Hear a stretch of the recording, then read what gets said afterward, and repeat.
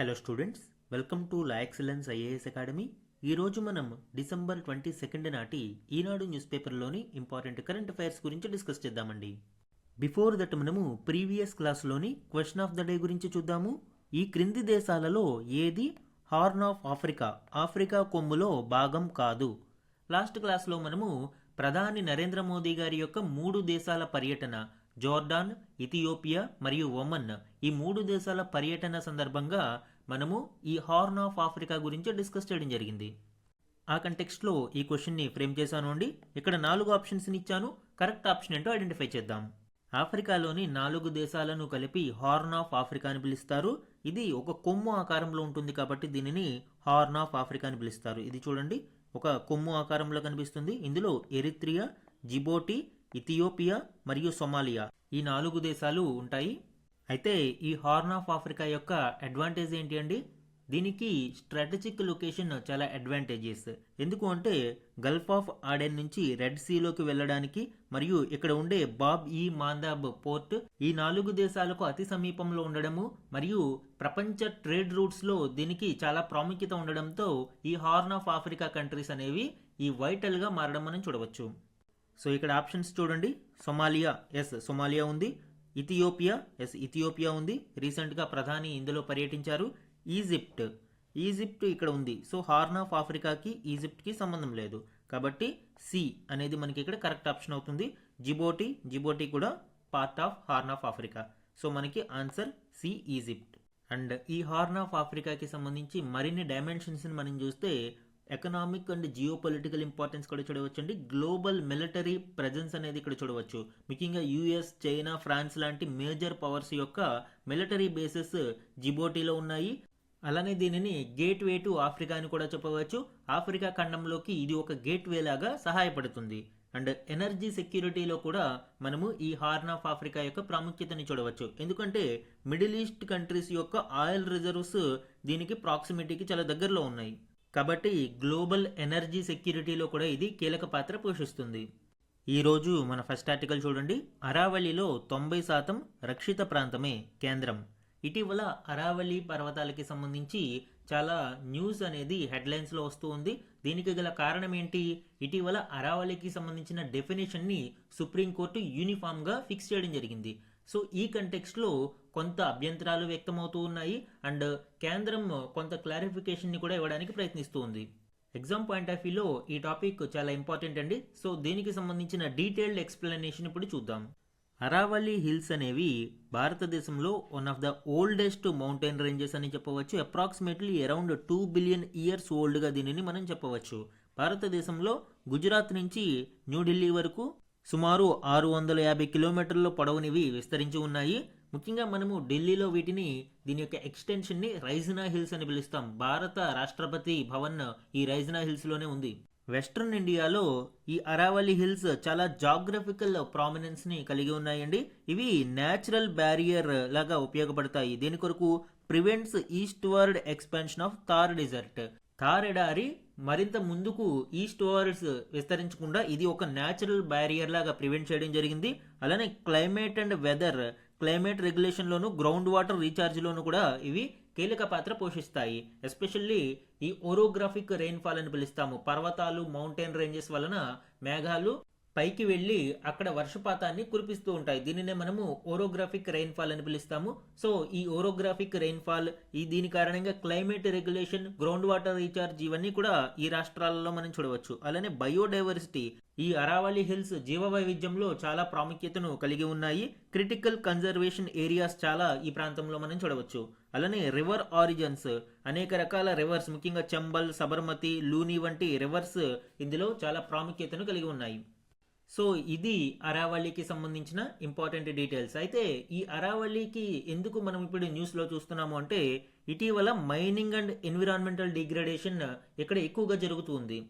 అరావళీస్లో మనం చూస్తే rich in minerals like lime stone, marble, sand stone, copper, zinc, tungsten లాంటి అనేక ఖనిజాలు మరియు లోహాలు మనం ఇక్కడ చూడవచ్చు. సో ఇలాంటి రిచ్ ఇన్ మినరల్ ఈ అరావళి శ్రేణులలో మనము మైనింగ్ ని ఎక్కువగా ఎంకరేజ్ చేస్తే అనేక సమస్యలు ఎదురయ్యే అవకాశం ఉంది. దీని కారణంగా ఫారెస్ట్ డిగ్రేడేషన్ జరుగుతుంది, గ్రౌండ్ వాటర్ రీఛార్జ్ అనేది తగ్గిపోతుంది, డిప్లీషన్ ఆఫ్ వాటర్ లెవెల్స్ని చూడవచ్చు. అలానే ఎయిర్ క్వాలిటీ కూడా వర్సన్ అయిపోతుంది. ముఖ్యంగా ఎన్సీఆర్ నేషనల్ క్యాపిటల్ రీజియన్లో ఎయిర్ క్వాలిటీ రోజు రోజుకి తగ్గిపోతూ ఉండడానికి కారణం కూడా దీనిని మనం చెప్పవచ్చు. సో ఈ మైనింగ్ యాక్టివిటీస్ని అరికట్టడానికి అనేక ఉద్యమాలు జరుగుతూ ఉన్నాయి. కానీ ఇక్కడ మేజర్ ప్రాబ్లం ఏంటి? అరావళికి ఒక పర్వతం అనే గుర్తింపు వివిధ రాష్ట్రాలలో వివిధ రకాలుగా ఉంది. సో ఒక యూనిఫామ్ డెఫినిషన్ అనేది లేకపోవడం వలన వివిధ రాష్ట్రాలు వాటికి తగ్గట్టుగా అక్కడ డెఫినేషన్ని మాడిఫై చేసుకుంటూ మైనింగ్ని ఎంకరేజ్ చేస్తూ ఉన్నాయి. అలానే ఇల్లీగల్ మైనింగ్ యాక్టివిటీస్ కూడా ఎక్కువగా జరుగుతూ ఉన్నాయి. ఈ మైనింగ్ యాక్టివిటీస్ అండ్ రెగ్యులేషన్స్కి సంబంధించిన క్రొనాలజీ మనం చూస్తే ఎర్లీ 1990స్లో ఎన్విరాన్మెంట్ మినిస్ట్రీ కొన్ని రెగ్యులేషన్స్ని జారీ చేసింది. దాని ద్వారా ఓన్లీ శాంక్షన్డ్ ప్రాజెక్ట్స్కి మాత్రమే ఇక్కడ మైనింగ్కి అనుమతి ఉంది, మిగిలినవన్నీ రెస్ట్రిక్ట్ చేయబడ్డాయి. అయితే ఆ రెగ్యులేషన్స్ ఉన్నా కూడా పెద్ద ఎత్తున ఇల్లీగల్ మైనింగ్ అనేది జరుగుతూ ఉంది. దీంతో 2009లో సుప్రీంకోర్టు మైనింగ్కి సంబంధించి బ్లాంకెట్ బ్యాన్ అంటే పూర్తిగా నిషేధించడం జరిగింది. ఏ ప్రాంతాలలో?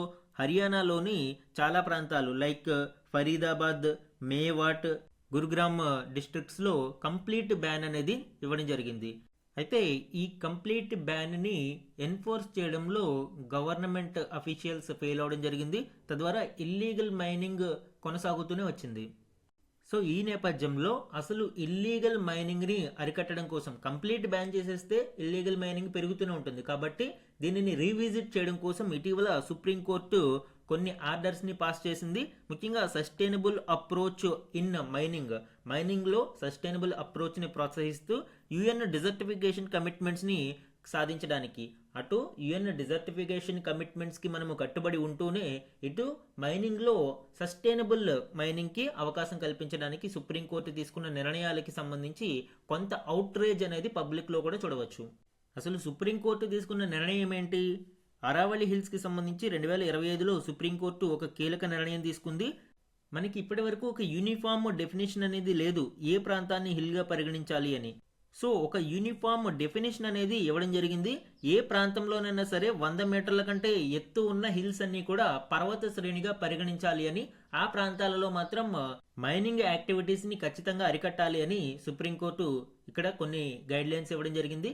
అయితే దీని మీద కొంతమంది ఎన్విరాన్మెంటలిస్టులు అభ్యంతరం వ్యక్తం చేస్తున్నారు. ఎందుకంటే స్మాలర్ ఫార్మేషన్స్లో మైనింగ్ యాక్టివిటీస్ విపరీతంగా పెరిగి మొత్తం అరావళి యొక్క పర్యావరణ వ్యవస్థ దెబ్బతినే ప్రమాదం ఉంది అని వారు ఆందోళన వ్యక్తం చేస్తున్నారు.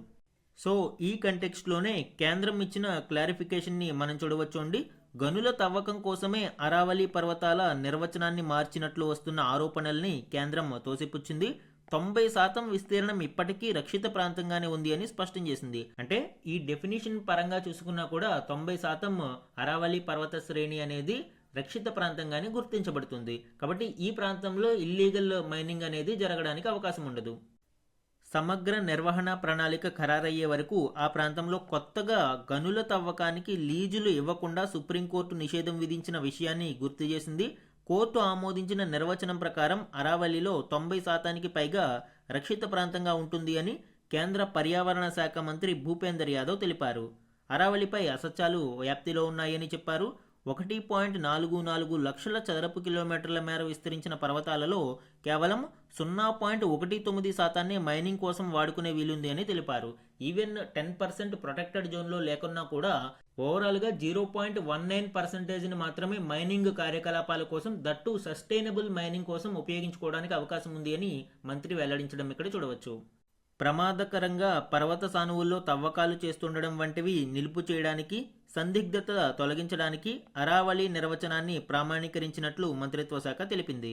అలానే ఇంకొక ముఖ్యమైన పాయింట్ ఇక్కడ చూడాలండి. జూన్ 2025లో సెంట్రల్ గవర్నమెంట్ ఈ అరావళి పర్వత శ్రేణి ప్రాంతంలో అరావళి గ్రీన్ వాల్ ప్రాజెక్ట్ అనేది ప్రకటించడం జరిగింది. ముఖ్యంగా గుజరాత్, రాజస్థాన్, హర్యానా, ఢిల్లీ ఈ ప్రాంతాలలో సుమారు 5 కిలోమీటర్ల బఫర్ జోన్ ఉండేలాగా మొత్తం గ్రీన్ కవర్ని పెంచాలి అనేది ఈ గ్రీన్ వాల్ ప్రాజెక్ట్ యొక్క ప్రధాన ఉద్దేశం. సో ఇటు సస్టైనబుల్ మైనింగ్ని ప్రోత్సహిస్తూనే దట్టు లిమిటెడ్ విస్తీర్ణంలో అండ్ ఓవరాల్గా గ్రీన్ కవర్ని ఇంక్రీజ్ చేయడం కోసం కేంద్రం గ్రీన్ వాల్ ప్రాజెక్ట్ని తీసుకురావడం మనం చూడవచ్చు. సో ఇది అరావళి హిల్స్కి సంబంధించిన రీసెంట్ న్యూస్ అండి. ఎగ్జామ్ పాయింట్ ఆఫ్ వ్యూ ఇది అడిగే అవకాశం ఎక్కువగా ఉంది. మన నెక్స్ట్ ఆర్టికల్ చూడండి. విబిజీ రామ్జీ బిల్లుకు చట్టరూపం, రాష్ట్రపతి ఆమోదముద్ర, ఏ పనులు చేపట్టొచ్చంటే ఈ ఆర్టికల్ మనకి విబిజీ రామ్జీ బిల్లు ఇటీవల పార్లమెంటు ఆమోదం పొంది అండ్ ఫైనల్గా రాష్ట్రపతి ఆమోదముద్ర కూడా లభించింది. దీంతో ఇది చట్ట రూపంలోకి వచ్చింది. సో దీనికి సంబంధించిన ఇంపార్టెంట్ డీటెయిల్స్ ఇప్పుడు చూద్దామండి. ఆల్రెడీ ప్రీవియస్ క్లాస్లో మనము దీని గురించి డీటెయిల్గా డిస్కస్ చేస్తాము. అండ్ అగైన్ ఈ టాపిక్ యొక్క ఇంపార్టెన్స్ కారణంగా దీనికి సంబంధించిన మోర్ డైమెన్షన్స్ని ఇప్పుడు కవర్ చేద్దాం. మహాత్మా గాంధీ జాతీయ ఉపాధి హామీ పథకం ఎంజీ నరేగా స్థానంలో మోదీ ప్రభుత్వం కొత్తగా తీసుకువచ్చిన Viksit Bharat guarantee for Rozgar and Ajeevika mission V B G RAM G bill చట్టంగా మారింది. పార్లమెంటు ఉభయ సభల ఆమోదం పొందిన ఈ బిల్లుకు ఆదివారం రాష్ట్రపతి ఆమోదముద్ర వేసినట్లు కేంద్ర గ్రామీణాభివృద్ధి శాఖ ప్రకటించింది. దీని ద్వారా ప్రతి ఏటా గ్రామీణ ప్రాంతాల్లోని కూలీలకు 125 పని దినాలకు హామీ లభిస్తుంది. అలానే మ్యాండేటరీ పాస్ అనేది కూడా మనం చూసాము. వ్యవసాయ పనులకు కూలీల కొరత ఎదురు కాకుండా చూడడానికి విత్తనాలు, నూర్పిళ్లు ఎక్కువగా ఉండే 60 రోజుల పాటు ఈ పథకాన్ని నిలిపివేస్తారు. కేంద్ర ప్రభుత్వం నోటిఫై చేసిన తేదీ నుంచి ఈ చట్టం అమల్లోకి వస్తుంది. దీని కింద చేపట్టే పనుల ప్రణాళిక, పర్యవేక్షణ అంతా గ్రామ పంచాయతీల ద్వారానే జరుగుతుంది. ఇందులో ప్రధానంగా 4 రకాల పనులకే వీలు కల్పిస్తారు. సో ఈ నూతన చట్టంలో 4 పనులకు ప్రాధాన్యతనివ్వడం జరిగింది. అందులో ఒకటి జల సంరక్షణ. ఇందులో ముఖ్యంగా నీటి సంరక్షణ, సాగునీరు, భూగర్భ జలాల రీఛార్జ్, నీటి వనరుల మూలాల సుస్థిరీకరణ, చెరువులు, కుంటలు, ఇతర జలాశయాల పునరుజ్జీవం, వాటర్ షెడ్ అభివృద్ధి, అటవీకరణ, కాలువల నిర్మాణం, వరద నీటి మళ్లింపు ఛానళ్లు, చెక్ డ్యాంల నిర్మాణం, సాగునీటి కోసం బావుల తవ్వకం, మైక్రో ఇరిగేషన్ ఛానళ్లు, ఫీల్డ్ వాటర్ డిస్ట్రిబ్యూషన్ సిస్టమ్స్ నిర్మాణానికి ప్రాధాన్యతనిస్తారు. ముంపునకు గురి అయిన సామాజిక భూములను పునరుద్ధరిస్తారు. భూసారం, భూమిలో తేమ సంరక్షణ కోసం అడవులు, మొక్కల పెంపకం చేపడతారు.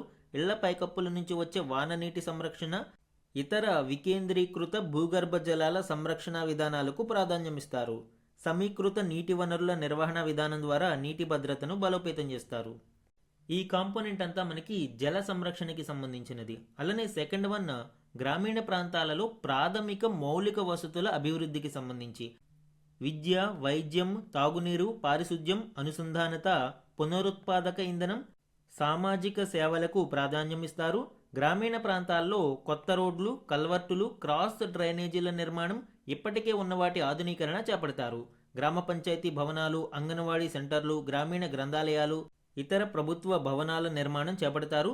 పాఠశాలలకు అవసరమైన మౌలిక వసతులు, కిచెన్ షెడ్లు, అదనపు తరగతి గదులు, ప్రయోగశాలలు, ప్రహరీ గోడలు, క్రీడా మైదానాలు, శ్మశానాలు, సామూహిక మౌలిక వసతుల నిర్మాణం చేపడతారు.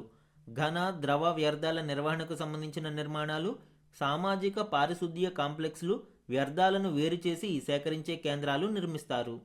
సోలార్ లైటింగ్ వ్యవస్థ, ఇతర పునరుత్పాదక ఇంధన మౌలిక వసతులు ఏర్పాటు చేస్తారు. పార్కింగ్ ప్రాంతాలు, ట్రాన్స్పోర్ట్ షెడ్లు, ఇతర ఉమ్మడి సౌకర్యాలు కల్పిస్తారు. ప్రధానమంత్రి ఆవాస్ యోజనతో పాటు కేంద్ర ప్రభుత్వానికి సంబంధించిన ఇతర గృహ నిర్మాణ పనులు చేపట్టడానికి అనుమతినిస్తారు. జల్ జీవన్ మిషన్ కింద తీసుకువచ్చిన పనుల మరమ్మతులు, నిర్వహణ చేపట్టవచ్చు. ఇది రూరల్ బేసిక్ ఇన్ఫ్రాస్ట్రక్చర్ డెవలప్మెంట్ కోసం.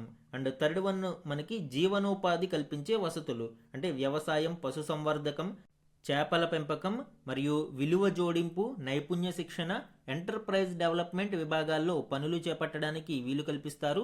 ఇందులో ప్రధానంగా స్కిల్ డెవలప్మెంట్ సెంటర్లు, వర్క్షెడ్లు, గ్రామీణ మార్కెట్లు, వారపు సంతలు, ఇతర మార్కెట్ పరమైన మౌలిక వసతుల నిర్మాణం చేపట్టవచ్చు.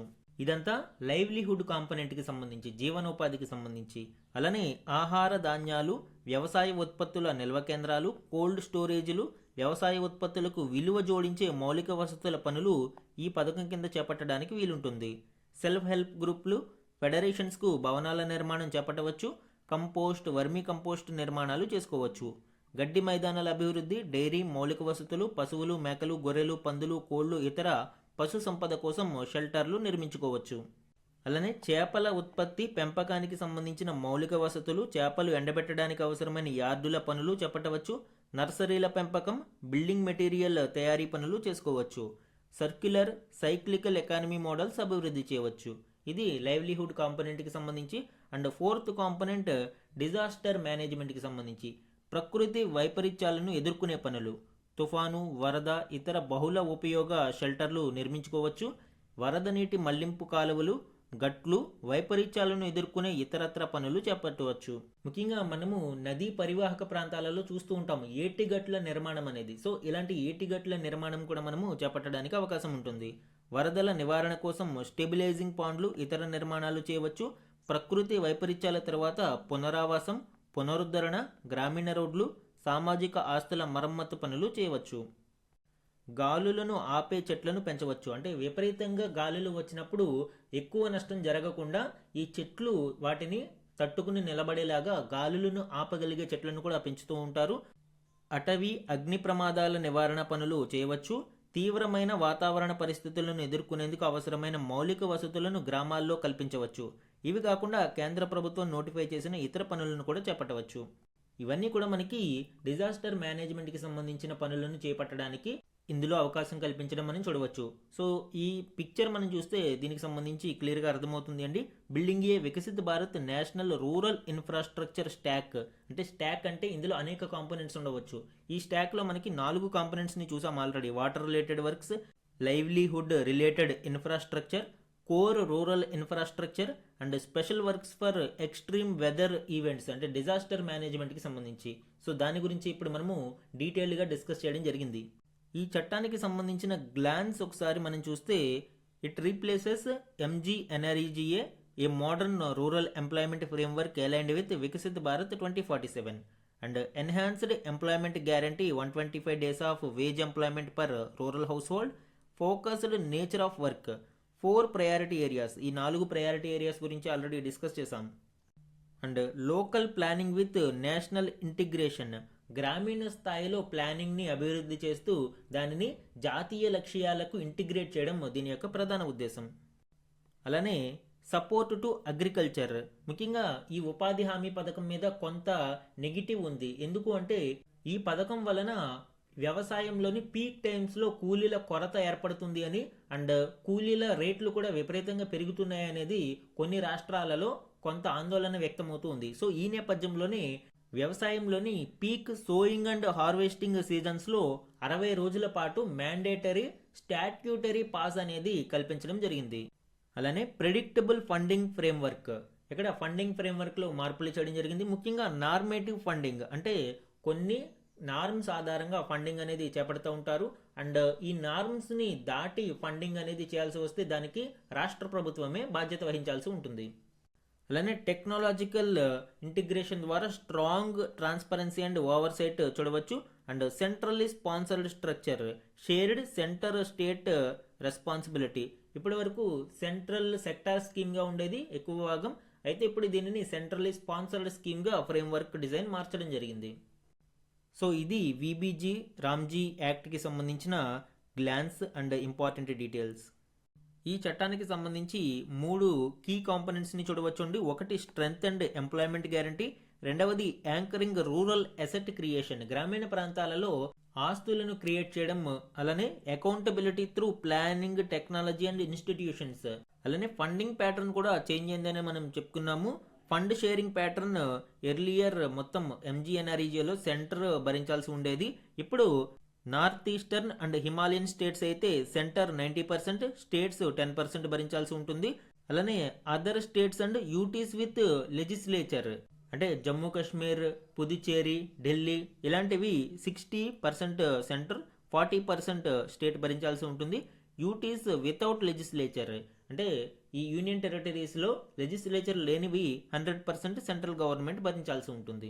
ఇందాక మనం చెప్పుకున్నాము key financial principle normative allocation. Normative allocation అంటే ఏంటి? The central government will determine a state wise normative allocation each year based on objective parameters.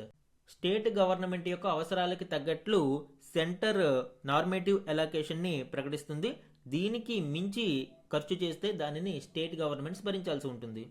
అలానే ఇందులో స్టేట్ రెస్పాన్సిబిలిటీని మనం చూడవచ్చు. States are solely responsible for the expenditure on unemployment allowance and delay compensation. మనకి ఈ చట్టంలో ఒక కీలక ప్రొవిజన్ ఉంటుంది. 15 రోజుల లోపు ఎంప్లాయ్మెంట్ చూపించలేకపోతే వారికి అన్ఎంప్లాయ్మెంట్ అలవెన్స్ కేటాయించాల్సి ఉంటుంది. అలానే డిలే అయ్యే కొద్దీ కంపెన్సేషన్ కేటాయించాల్సి ఉంటుంది. సో వీటన్నిటికీ కూడా పూర్తి బాధ్యత రాష్ట్రాలే వహించాలి అని ఈ చట్టం చెబుతుంది. అలానే ఎంజీ నరేగా మరియు విబీజీ రామ్జీ యాక్ట్కి సంబంధించిన కీ డిఫరెన్సెస్ మనము ప్రీవియస్ క్లాస్లో డీటెయిల్గా చెప్పుకున్నాము. అండ్ ఇక్కడ కూడా ఇవ్వడం జరిగింది, ఒకసారి చూడండి. మన నెక్స్ట్ ఆర్టికల్ చూడండి. ఎస్ఎంసి బిల్లుతో సెబీ అధికారాలకు కళ్లెం, తనిఖీలు దర్యాప్తునకు 8 ఏళ్ల కాలపరిమితి, మార్కెట్ వర్గాలకు నియంత్రణపరమైన ఇబ్బందులు తగ్గుతాయి. ఈ ఆర్టికల్ ఇటీవల పార్లమెంటులో ప్రవేశపెట్టబడిన సెక్యూరిటీస్ మార్కెట్స్ కోడ్ బిల్ 2025కి సంబంధించిన కీలక డీటెయిల్స్ని వివరిస్తూ ఉంది. ఇందులోని కీ పాయింట్స్ని ఇప్పుడు చూద్దాం. ఈ SMC bill securities markets code bill 2025 అనేది ఇప్పటికే అమలులో ఉన్న 3 చట్టాలను కన్సాలిడేట్ చేస్తూ రూపొందించడం జరిగింది. మొదటిది SCRA securities contracts regulation act 1956 and రెండవది సెబీ యాక్ట్ 1992 అండ్ మూడవది డిపాజిటరీస్ యాక్ట్ 1996. ఈ మూడిటిని కన్సాలిడేట్ చేస్తూ ఈ ఎస్ఎంసి బిల్ 2025ని రూపొందించారు. దీనికి సంబంధించిన డీటెయిల్స్ ఇప్పుడు చూద్దామండి. మార్కెట్ వర్గాలకు నియంత్రణపరమైన ఇబ్బందులు తగ్గించే ప్రతిపాదనలను ఎస్ఎంసి బిల్లులో ప్రభుత్వం చేసింది. ఈ బిల్లు చట్టమైతే మార్కెట్ల నియంత్రణ సంస్థ సెబీ తనిఖీలు దర్యాప్తునకు 8 ఏళ్ల చట్టబద్ధమైన కాలపరిమితి ఉంటుంది. అంటే 8 ఏళ్లు దాటితే దర్యాప్తు చేయడానికి అవకాశం ఉండదు ఆ కాంట్రవర్సీని. సెక్యూరిటీల మార్కెట్పై వ్యవస్థాగత ప్రభావాన్ని చూపే కేసులకు మాత్రం ఈ 8 ఏళ్ల పరిమితి వర్తించదు. ఈ కాల పరిమితితో పాటు నిర్దేశిత సమయంలోగా నియమావళి అమలును కూడా బిల్లులో ప్రవేశపెట్టారు. దీని ప్రకారం 180 రోజుల్లోగా దర్యాప్తులను సెబీ పూర్తి చేయాలి. ఇదే సమయంలో అంబెడ్స్ పర్సన్ నేతృత్వంలో ఫిర్యాదుల పరిష్కార యంత్రాంగాన్ని ప్రవేశపెట్టడం ద్వారా మదుపర్ల భద్రతను బలోపేతం చేయాల్సి ఉంటుంది. అండ్ ఆల్రెడీ చెప్పుకున్న 3 చట్టాల స్థానంలో దీనిని తీసుకురావడం జరిగింది అని.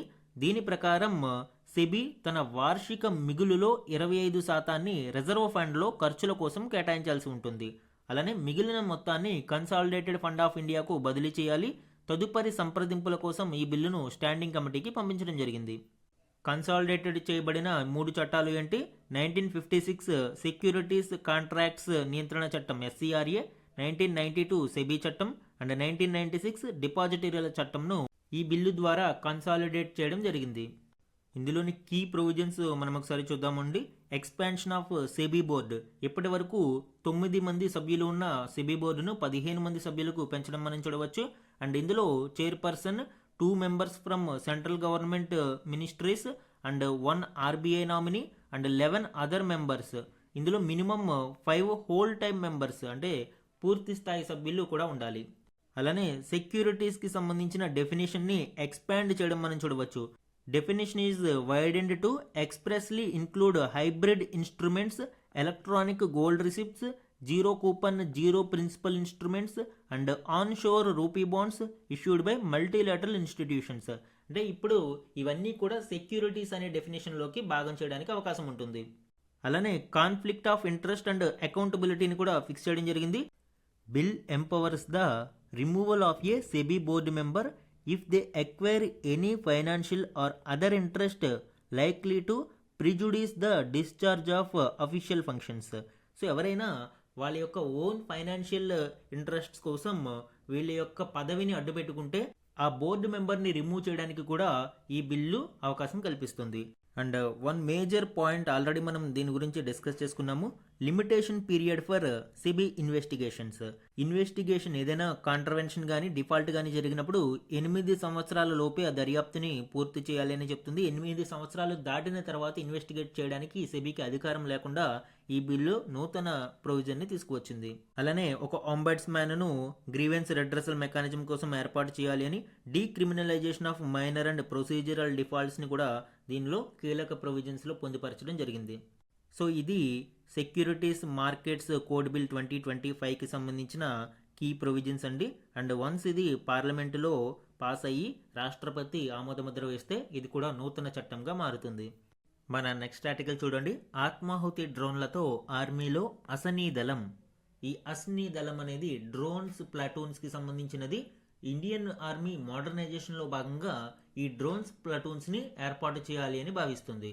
సో రక్షణ మంత్రిత్వ శాఖ త్రివిధ దళాలు అంటే ఆర్మీ, నేవీ మరియు ఇండియన్ ఎయిర్ ఫోర్స్ ఈ మూడిటిలోకి కలిపి సుమారు 30,000 సూసైడ్ డ్రోన్స్ను ఇన్కార్పొరేట్ చేయాలని నిర్ణయం తీసుకుంది. అందులో భాగంగా ఇప్పుడు ఫస్ట్ ఫేజ్లో సుమారు 850 సూసైడ్ డ్రోన్ల యొక్క పర్చేసింగ్కి ఒక తుది నిర్ణయం తీసుకున్నారు. దీనివలన అడ్వాంటేజెస్ ఏంటండి? ఈ డ్రోన్స్ ప్లాటూన్స్ వలన సాంకేతికతను అందిపుచ్చుకుంటూ స్వీయ బలగాలకు ప్రాణ నష్టం జరగకుండా శత్రుమూకల్ని అంతం చేసేందుకు ఆత్మాహుతి డ్రోన్లను సమకూర్చుకోనుంది. ఈ ఆత్మాహుతి డ్రోన్లను నేషనల్ ఏరోస్పేస్ ల్యాబొరేటరీస్ అభివృద్ధి చేస్తుంది. వీటి స్పెసిఫికేషన్స్ని మనం చూస్తే సుమారు 1000 కిలోమీటర్ల దాకా ఇవి ఎగరగలవు. అలానే రేడార్ల కళ్ళు గప్పి లక్ష్యాలను ఛేదించడంలో ఇవి సహాయపడతాయి.